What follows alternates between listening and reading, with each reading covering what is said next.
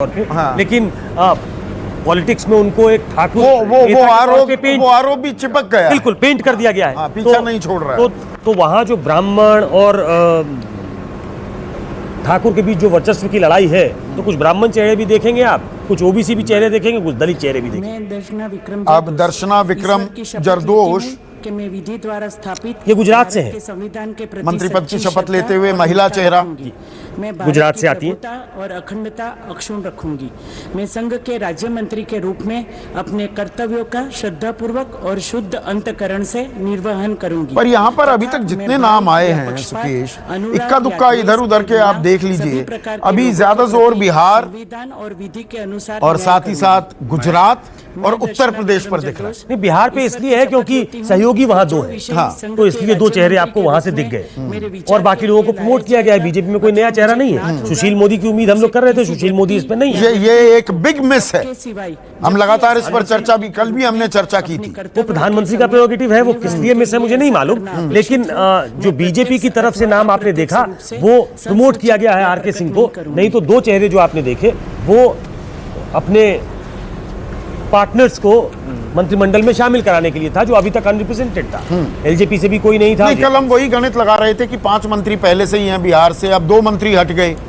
अब रविशंकर प्रसाद और अश्वनी चौबे, उनको मंत्रिमंडल से बाहर का रास्ता दिखाया गया है। 3 बचे, उसमें आरसीपी सिंह इकलौता जेडीयू से आना, ये अपने आप में सवाल। और क्योंकि 2 मंत्री ने इस्तीफा दे दिया तो बीजेपी के कोटे से सुशील मोदी को भी लाया जा सकता था।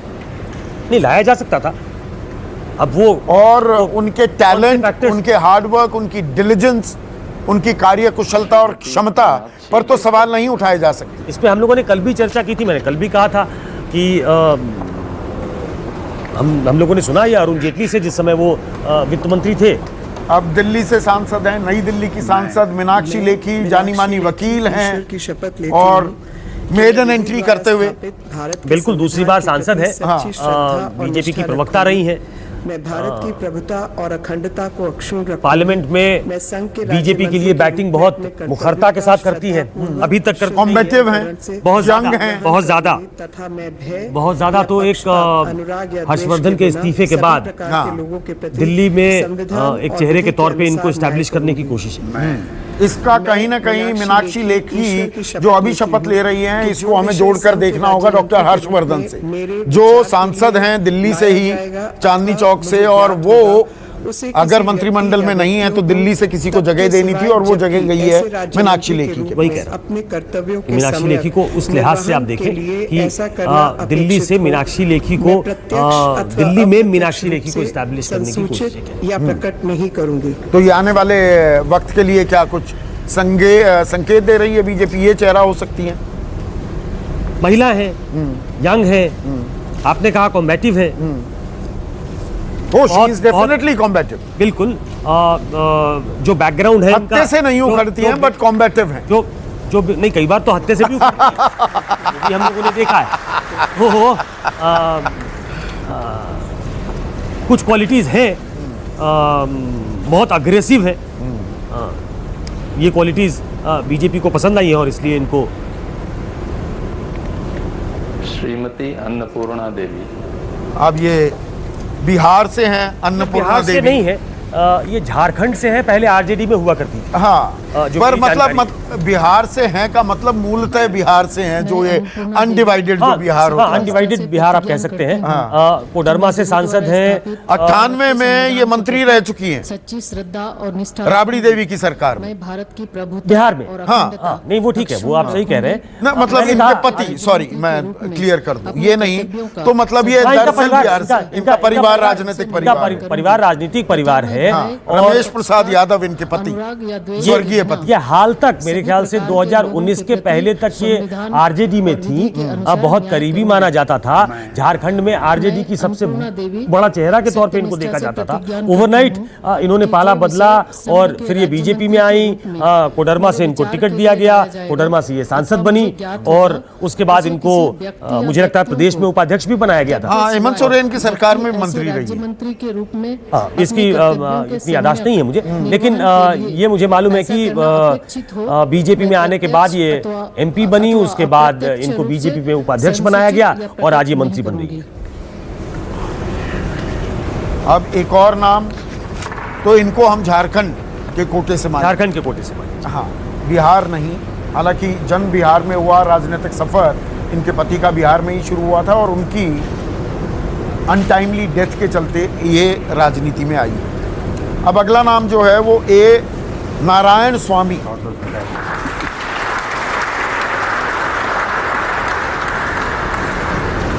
अब दक्षिण से भी कर्नाटक से आते हैं ये। ए नारायण स्वामी के बारे में थोड़ा बताइए दर्शकों। कर्नाटक से आते हैं संदीप, दलित चेहरा है। मेरी जानकारी में पहले वहाँ मंत्री रहे हैं और चूंकि दलित भी है, बीजेपी के लॉयल हैं और कई डिकेड से बीजेपी के लिए बैटिंग की है, तो इनका चुना जाना बहुत स्वाभाविक है।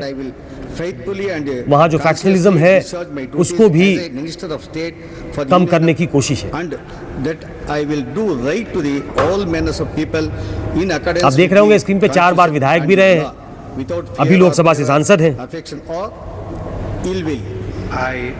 I, Anikal Abhaya Narayan Swamy, do solemnly affirm that I will not directly or indirectly communicate or reveal to any person पहली बार लोकसभा में पहुंचे हैं ये। matter which shall be इसके पहले under my consideration or shall विधायक become known to me 4 as the bar. Minister of State for the Union, except as by the required for the due discharge of my duties as such Minister of State.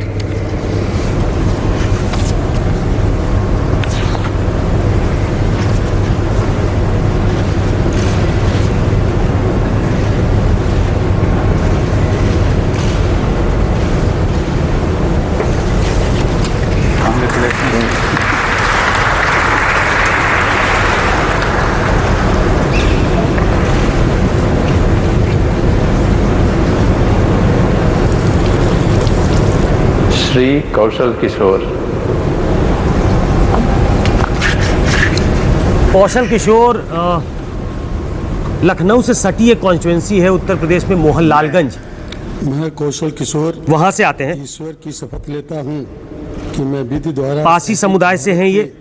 संविधान के प्रति जाटवों के बाद UP में सबसे बड़ा अगर vote bank है तो इसी समुदाय का है, तो उस समुदाय को साधने की कोशिश के तौर पे इनके इंडक्शन को समझा जाए। के रूप में अपने 2014 में भी एमपी बने थे ये, से निर्वहन 2019 में तथा मैं भय या पक्षपात अनुराग फिर से चुने गए के बिना सभी प्रकार के लोगों के और प्रति संविधान 2022 से पहले 2021 में न्याय करूंगा।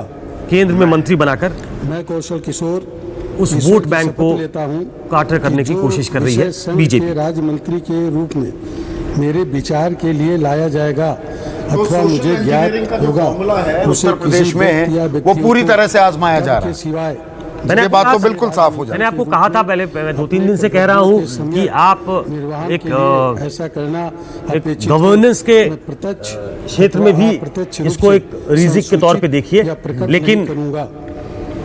आप मानकर चले कि नरेंद्र मोदी 2024 में जब चुनाव में जाएंगे